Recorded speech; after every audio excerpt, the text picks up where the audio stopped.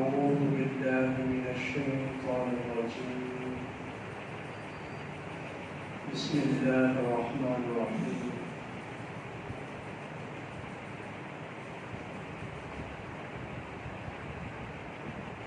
الذين قال لهم الناس إن الناس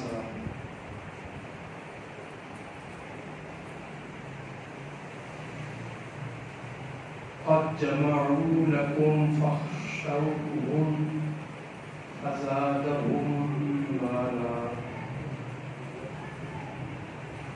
وقالوا حسبنا الله ونعم الوكيل الله أكبر الله أكبر لا إله إلا الله والله أكبر الله أكبر ولله الحمد الله أكبر الله أكبر لا إله إلا الله والله أكبر الله أكبر ولله الحمد الله أكبر الله أكبر لا إله إلا الله والله أكبر الله أكبر ولله الحمد الله أكبر الله أكبر لا إله إلا الله والله أكبر الله أكبر ولله الحمد. حمد و ثنا و درود و سلام کے بعد مالک لم یزل نے قرآن کریم فرقان حمید برہان رشید میں ارشاد فرمایا الذین قال لهم الناس ان الناس قد جمعوا لكم فاخشوهم فزادهم ایمانا وقالوا حسبنا الله ونعم الوکیل الذین ان سے قال کہا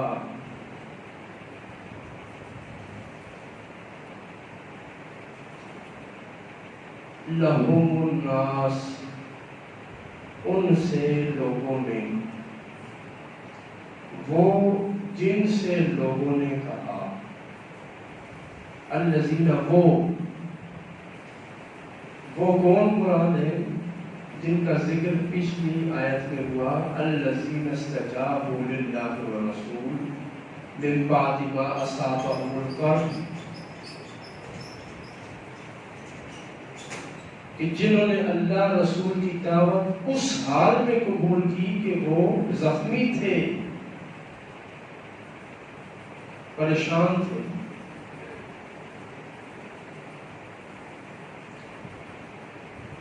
جب وہ پریشانی کی حالت میں تھے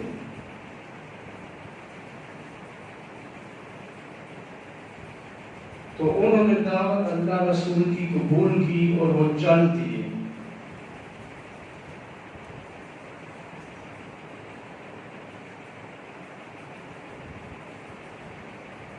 ان لوگوں سے جب لوگوں نے کہا یعنی وہ مجاہد جو اللہ رسول کی راہ میں زخمی ہونے کے باوجود چل دیے تھے ان سے کہا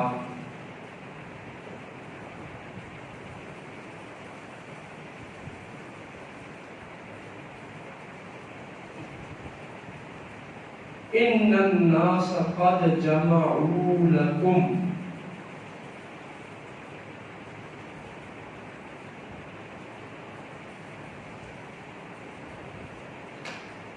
کہ لوگ تمہارے لیے جمع ہو چکے. اب دو لشکر تھے، ایک وہ لشکر جو شیطان کا لشکر تھا، مکہ سے آیا تھا، مکہ کے سردار تھے اور انہیں یہ گھمنڈ تھا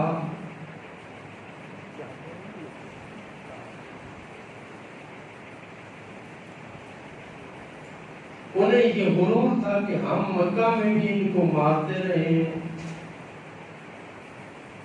اور ہم جب مدینہ جائیں گے وہاں بدر میں احد میں جا کے ان سے لڑیں گے، چونکہ ہم مکے کے سردار ہیں تو اس لیے غلبہ ہمارا ہوگا۔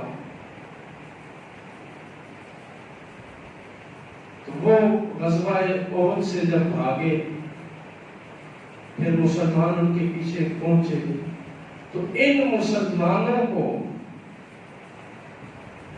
یہ خبر دی گئی کہ کفار مکہ نے اپنا لشکر پھر جمع کر لیا ہے، فَاخْشَوْهُمْ، تم ان سے ڈرو، بچ جاؤ ان سے، تمہارا ان کے ساتھ آمنا سامنا ہو گیا تو اے مسلمانوں تمہارے اندر وہ طاقت نہیں ہے۔ فَإِنَّهُ لَا طَاقَةَ لَكُمْ بِهِمْ، اس کافر لشکر کا سامنا کرنے کی تم میں ہمت نہیں ہے۔ فَاخْشَوْهُمْ، بچو ان سے بچو۔ ایک تو وہ زخمی حالت میں تھے، اور پھر اوپر سے انہیں یہ کہا گیا کہ تم بچو ان سے، تم کہاں پھر اپنے زخمی جسم لے کر آ گئے، تمہارے جسموں میں تو اب طاقت بھی نہیں رہی، اور جمعوا لکم، تمہارے مقابلے میں انہوں نے اور لشکر جمع کر لیے ہیں۔ جب ایمان والوں نے یہ خبر سنی، قرآن کہتا ہے فَزَادَهُمْ ایمانا، تو ان کے زیادہ ہو گئے ایمان، ان کے حوصلے اور بلند ہو گئے۔ خبر دینے والے نے تو ڈرایا تھا بچو ان سے، کافر بڑا لشکر لے کر آ رہے، خوف زدہ کیا اس نے، لیکن اہل ایمان کی شان کیا ہے کہ کافر سے مومن ڈرتا نہیں ہے، بلکہ کافر جب مقابلے میں آئے تو مومن ثابت قدم رہتا ہے، بلکہ اس کا حوصلہ اور بلند ہوتا ہے کہ اب حق اور باطل کی جنگ ہوگی، اور بحمداللہ میں حق کا طرفدار ہوں، میں مومن ہوں، رب کی طاقت میرے سامنے آ گئی، اللہ میرے ساتھ ہے۔ فَزَادَهُمْ ایمانا، ان کی ایمان بڑھ گئی۔ وقالوا، کہنے لگے حسبنا اللہ ونعم الوکیل، اللہ کافی ہے، ونعم الوکیل، وہ سب سے بہتر وکیل ہے، وکالت کرنے والا ہے۔ حسبنا اللہ، اللہ کافی ہے، کفان اللہ، یعنی اللہ ہمیں کافی ہے، ہمارے جسم میں جان نہیں، بازو میں طاقت نہیں، لیکن ایمان تو اللہ پہ ہے، اور اللہ ہمیں کافی ہوگا۔ یکفین اللہ، اللہ ہمارے لیے کافی ہے، ونعم الوکیل، اور وہی سب سے بہتر وکالت کرنے والا ہے، وہ بہترین مولا ہے، بہترین ولی ہے، بہترین کفیل ہے۔ یعنی اہل ایمان نے اپنی طاقت کا اظہار نہیں کیا، ان کا ایمان بڑھ گیا اور کہنے لگا اللہ کا سہارا ہمیں کافی ہے۔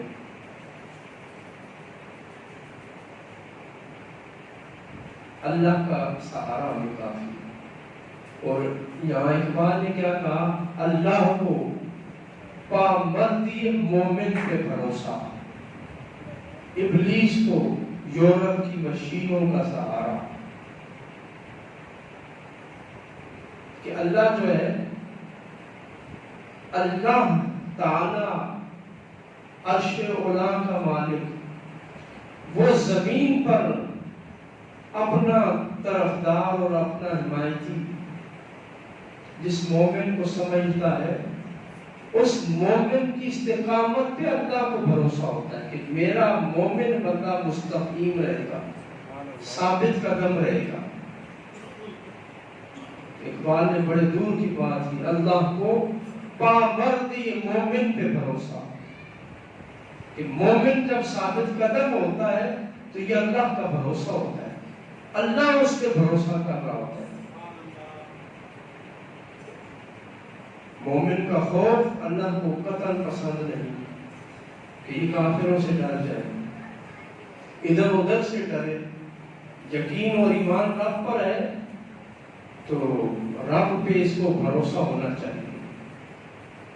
تو اللہ رب العزت صحابہ کی شان کو بیان کر رہا ہے کہ خبر لانے والے نے تو ڈرایا تھا کہ بہت بڑا لشکر ہے، تمہیں تباہ و برباد کر دے گا، تم سے بدلہ لینے آ رہا ہے، انتقام کی آگ ان کے سینوں میں بھڑک رہی ہے، وہ نہیں چھوڑیں گے تمہیں۔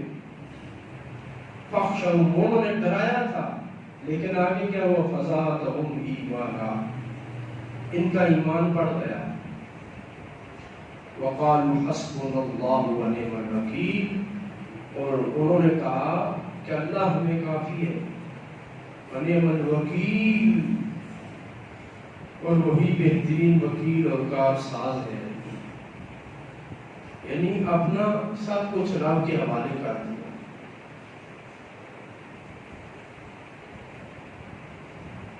تو یہ آیت اہل ایمان کے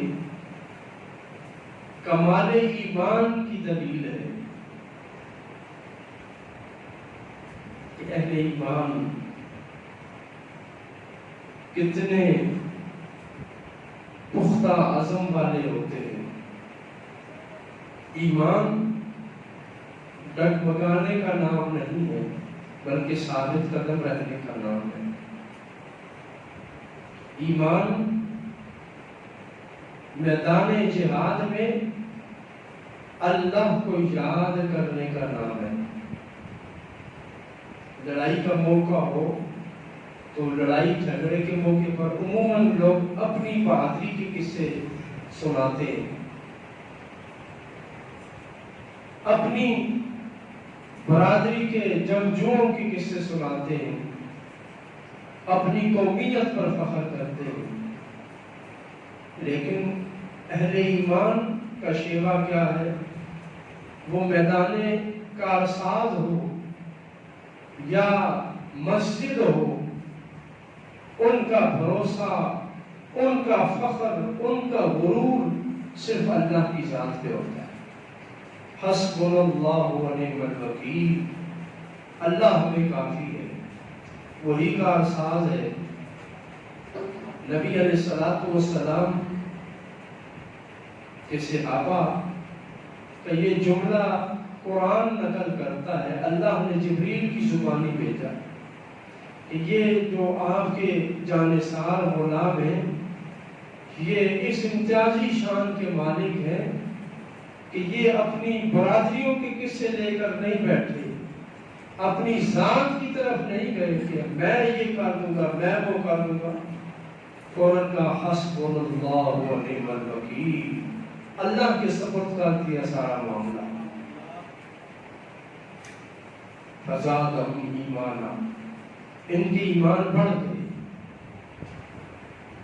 ان کی ایمان اور مضبوط ہو گئی۔ اس امتیازی شان میں یہ امت ممتاز اور منفرد ہے۔ موسیٰ علیہ السلام کی قوم کو دیکھیں، جب فرعون کے مقابلے میں گئی تھی تو موسیٰ علیہ السلام کی قوم نے کہا ہمیں پانی چاہیے۔ موسیٰ علیہ السلام نے چشمہ جاری کیا، قوم کہنے لگی ہم 12 قبیلے ہیں، ہم تو اکٹھا پانی نہیں پیئیں گے ایک ہی چشمے سے، ایک ہی چشمے سے ہم کیوں پانی پیئیں؟ یہ قوم موسیٰ تھی۔ قرآن کہتا ہے فَانْفَجَرَتْ مِنْهُ اثْنَتَا عَشَرَةَ عَيْنًا، پتھر پہ موسیٰ علیہ السلام نے اپنا عصا مارا، اس سے 12 چشمے جاری ہوئے،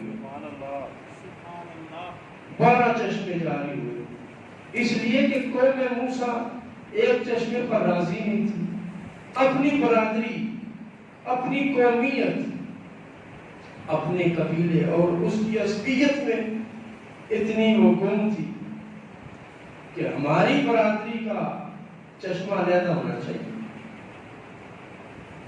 موسیٰ علیہ السلام نے ان کے لیے 12 چشمے جاری کیے۔ اسی طرح جب فرعون کا لشکر موسیٰ علیہ السلام کا تعاقب کر رہا تھا اور یہ اپنی قوم کو لے کر دریا کے کنارے پہنچے، تو وہاں پر بھی آپ نے اپنا عصا مارا تو دریا نے بھی 12 راستے بنائے، ایک راستہ نہیں، کیونکہ وہ قوم ایک راستے پر چلنے کے لیے تیار نہیں تھی۔ موسیٰ علیہ السلام کے ماننے والے، انہیں یہودی کہا جاتا ہے، یہ یہودی ہے کہ موسیٰ علیہ السلام پانی میں راستہ بنا رہے ہیں، معجزہ دکھا رہے ہیں، وہ اس پر بھی راضی نہیں، معجزہ دیکھ کر بھی اپنی برادری نہیں بھولے، اپنی قومیت، اپنی عصبیت نہیں بھولے۔ کہا جی ہمیں 12 راستے چاہیے، 12 چشمے چاہیے۔ قربان جائیے رسول اللہ صلی اللہ علیہ وآلہ وسلم کی صحابہ پر میدان جہاد میں پانی نہیں ہے پینے کے لیے، پانی نہیں ہے پینے کے لیے، نبی علیہ السلام نے پیالہ منگوایا، اس پیالے میں اپنی انگلیاں مبارک ڈال دی، اللہ کے حکم سے انگلیوں سے چشمہ جاری ہو گئے، پانی جاری ہو گیا، سارے صحابہ نے اس ایک پیالے کو منہ لگا کے پانی پیا۔ یہ فرق ہے امت محمدیہ میں اور یہودیوں میں کہ وہ نبی کو دیکھ کر بھی، نبی کے سامنے بھی اپنی میں کا ہی شکار رہے، اپنی برادری اور اپنی عصبیت کا شکار رہے اور اس کے مطابق وہ تقاضے کرتے رہے۔ اور امت محمدیہ نے کیا کیا؟ حضرت عثمان غنی نے مدینہ منورہ میں جو میٹھے پانی کا کنواں خریدا تھا، میٹھے پانی کا کنواں، تو پہلے جب خریدا یہودی سے تو اس نے صرف اس شرط پہ دیا کہ ایک دن پانی ہم یہودی اس سے بھریں گے اور دوسرے دن تم مسلمان بھرو گے۔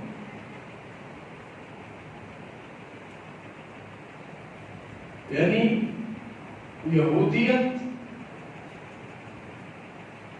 وحدت کے خلاف ہے، وحدت امت کے خلاف ہے، امت کو یہ متحد نہیں دیکھنا چاہتا۔ یہی وجہ ہے کہ آج ہمارے اندر عصبیت پیدا کرنے کے لیے، عصبیت کے نام پر، برادریوں کے نام پر، قوموں کے نام پر، زبانوں کے نام پر تفریق پیدا کرنے کی کوشش کی جاتی ہے۔ ہم جی پشتو بولنے والے، ہمارا صوبہ پختونخوا ہونا چاہیے، ہم سرائکی بولنے والے، ہمارا سرائکی صوبہ ہونا چاہیے، ہم پنجابی بولتے، ہمارا صوبہ پنجاب ہونا چاہیے، ہم سندھی زبان بولتے، ہمارا سندھ دیش ہونا چاہیے۔ یہ یہودیت ہے، اسلام کا اس سے کوئی تعلق نہیں۔ اقبال نے کہا تھا سندھی ہم، بلوچی ہم، پنجابی ہم، پٹھان ہم، اس پرچم کے نیچے پاک فوج کے جوان ہم، کہ ہمارا ایک ہی پرچم ہے اور اس کے نیچے ہم سب ایک ہیں۔ جبکہ یہودیت کیا ہے کہ ہم علیحدہ علیحدہ ہیں، ہم زبان کی بنیاد پر تقسیم ہیں، جبکہ اسلام کیا کہتا ہے؟ ہم نظریے کی بنیاد پر قائم ہیں، کہ ہم عقیدے اور نظریے کی بنیاد پر ایک ہیں، چاہے زبانیں مختلف ہیں، قومیں مختلف ہیں، ایک ہی صف میں کھڑے ہو گئے محمود و ایاز۔ اسلام نے بادشاہ کو بھی اسی صف میں کھڑا کیا اور غلام کو بھی اسی صف میں کھڑا کیا۔ مسلمان کی مسجد میں کوئی تفریق نہیں کہ اس صف میں راجہ کھڑا ہوگا، اس صف میں مغل برادری ہوگی، اس صف میں ملک ہوگی، اس صف میں فلاں قوم ہوگی۔ تو قومیت کے نام پر تقسیم ہونا یہ یہودیت ہے۔ اپنی قوم، اپنے برادری، اپنے قبیلے کی ویلفیئر کے نام پر اپنے آپ کو بانٹ لینا، جی یہ انجمن راجپوتہ ہے، یہ انجمن فلاں ہے، یہ فلاں قبیلے کی انجمن ہے، یہ یہودیت کی پیداوار ہے، یہ یہودیوں کا نظریہ ہے۔ جبکہ مسلمان بحیثیت قوم، حضور نے فرمایا الاسلام ملت واحدہ، اسلام ملت واحدہ ہے۔ المؤمنون کالبنیان المرصوص، کہ مومن جو ہے ان کی مثال ایک مضبوط دیوار کی سی ہے کہ اگر دیوار میں سے چند اینٹیں نکال دی جائے تو پوری دیوار گر جائے۔ تو مومن ایک دوسرے مومن کے ساتھ جوڑا ہوا ہے۔ اہل ایمان کو اس تقسیم اور تفریق کی طرف نہیں جانا چاہیے کہ ہماری فلاں برادری، ہم ہزارہ برادری کے، لہذا ہم جو ہے ہزارہ برادری کے فرد کو ووٹ دیں گے، ہمارا امام ہزارہ برادری کا ہوگا۔ تو یہ قومیت کی بنیاد پر تقسیم یہ نبی علیہ السلام سے پہلے تھی، اور اسلام نے آ کر اس فرق کو مٹا دیا۔ حضرت بلال غلام تھے، حضرت سیدنا صدیق اکبر رضی اللہ تعالی عنہ نے انہیں آزاد کر دیا خرید کر، اور پھر جب حضرت بلال آتے تو حضرت ابوبکر اور حضرت عمر کہتے جاء سیدنا بلال، ہمارا سردار آ گیا، ہمارا سردار بلال آ گیا۔ یہ سرداری کیوں تھی؟ حضرت ابوبکر تو خلیفۃ المسلمین تھے، حضرت عمر امیر المومنین تھے، یہ بلال کو جو کل تک غلام تھا، حبشی النسل تھا، اپنا سردار کہہ رہے ہیں۔ کیوں کہہ رہے ہیں؟ اس لیے کہ بلال کے پاس رسول اللہ صلی اللہ علیہ وآلہ وسلم کی طرف سے اذان دینے کا عہدہ تھا، اور یہ اذان دیتے، اذان کے وقت تو حضور فرماتے ہیں بلال اپنی آواز سے ہماری آنکھوں کو ٹھنڈا کرو۔ تو اہل ایمان کی سرداری اور غلامی کا معیار ایمان ہے، نظریہ اور عقیدہ ہے۔ نظریے اور عقیدے کی بنیاد پر یہ قوم قائم ہے، اور یہی دو قومی نظریہ تھا کہ ہندو علیحدہ قوم ہے، مسلمان علیحدہ قوم ہے۔ ہندو علیحدہ قوم ہے کیونکہ ان کا نظریہ الگ ہے، اور مسلمان علیحدہ قوم ہے کہ ان کا نظریہ الگ ہے۔ تو مسلمان نظریے کی بنیاد پر متحد ہوتا ہے، اور یہودیت جو تھی وہ اپنی برادری کے اعتبار سے عصبیت کی بنیاد پر، لسانیت اور قومیت کی بنیاد پر۔ اس لیے جو جماعتیں اس لسانیت پر یا قومیت پر بنتی ہیں ان کا اسلام میں کوئی تصور نہیں، وہ غیر اسلامی ہے۔ ایسی جماعتوں کو بنانا بھی غیر اسلامی ہے، اور انہیں رجسٹر کرنا یہ بھی غیر اسلامی ہے۔ کہ اگر مومن کسی کے ساتھ مخلص ہے، ویلفیئر کرتا ہے، مثلا حضور نے جب زکوٰۃ کی فرضیت کا بتایا تو صحابہ کرام رضوان اللہ تعالیٰ علیہم اجمعین نے زکوٰۃ صرف اپنی برادری میں نہیں رکھی کہ یا رسول اللہ ہم قریشی ہیں، صرف قریشی برادری کو ہم زکوٰۃ دیں گے، ہم بنو ہاشم سے ہم بنو ہاشم کو دیں گے، ہم بنو امیہ سے ہم صرف بنو امیہ میں رکھیں گے زکوٰۃ، نہیں، بلکہ جو مستحق نظر آئے بغیر تفریق کے اس کو زکوٰۃ دے دی۔ اسی طرح جب آگے معاملات بڑھتے گئے، اسلام پھیلتا گیا، تو اسلام کے پھیلنے کا جو واحد نظریہ تھا وہ عقیدہ تھا۔ عقیدے کی بنیاد پر تقسیم تھی، باہمی کوئی تقسیم نہیں تھی۔ آپ دیکھیں نبی علیہ السلام بنو ہاشم سے، اور آپ نے بنو ہاشم سے ہٹ کر بنو امیہ میں شادی کی، حضرت ابو سفیان کی بیٹی سے، حضرت امیر معاویہ رضی اللہ تعالیٰ عنہ کی بہن سے۔ اسی طرح دیگر صحابہ کرام رضوان اللہ تعالیٰ علیہم اجمعین جو دوسری برادریوں سے تھے، انہوں نے ان برادریوں میں شادی کی۔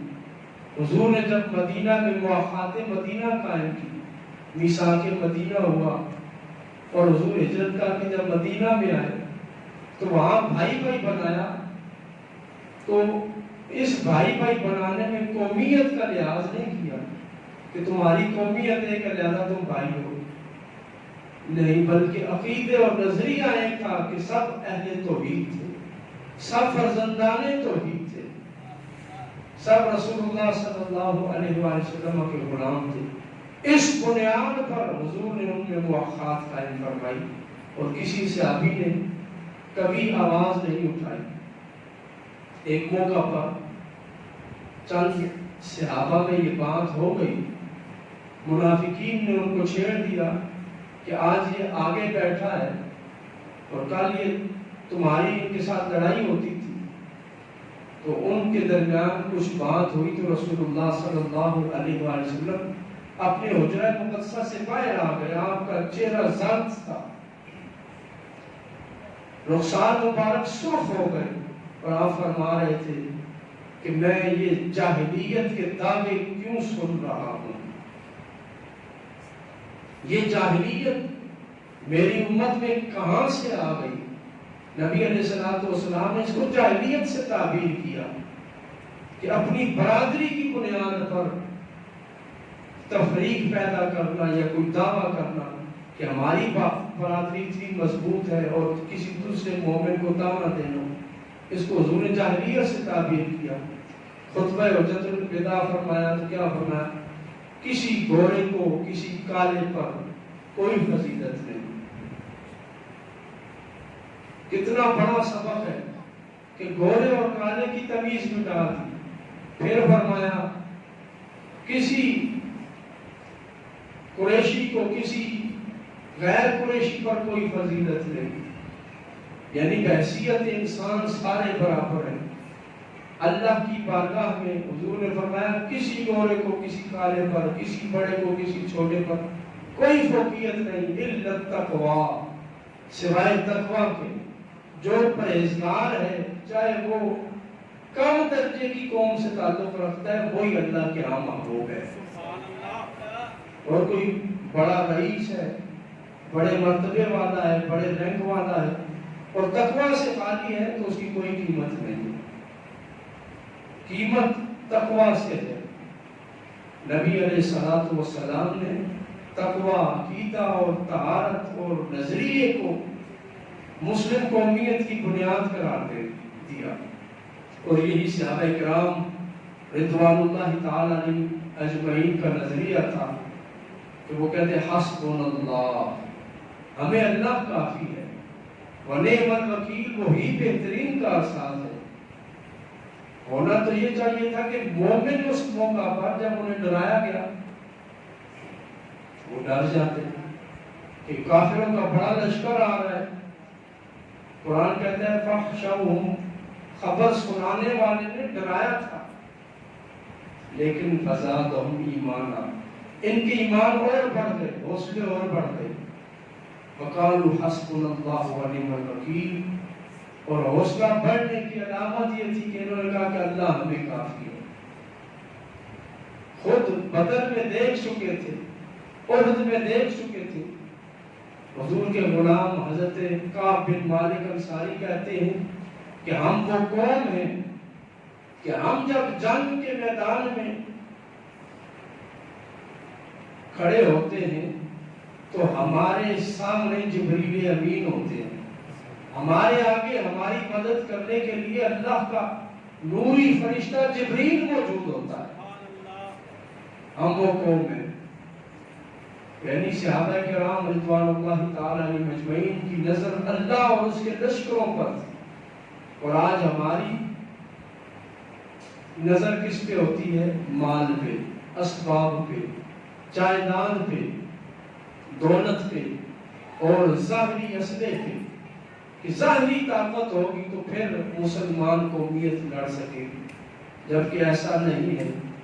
ظاہر پر بھروسہ رکھنا یہ ابلیسی طاقتوں کا شیوا ہے. ظاہر دیکھیں کون سی طاقت ہے جو امریکہ کے پاس نہیں. اعلیٰ قسم کے ہتھیار، اعلیٰ قسم کی فوج اور اعلیٰ قسم کی تربیت اور پوری دنیا میں دبدبا. لیکن اس کے باوجود کیا وجہ ہے کہ 20 سال پوری محنت کرنے کے باوجود بھی آج امریکہ افغانستان سے بھاگ گیا؟ وجہ کیا ہے؟ اس کے پیچھے عناصر کیا ہیں؟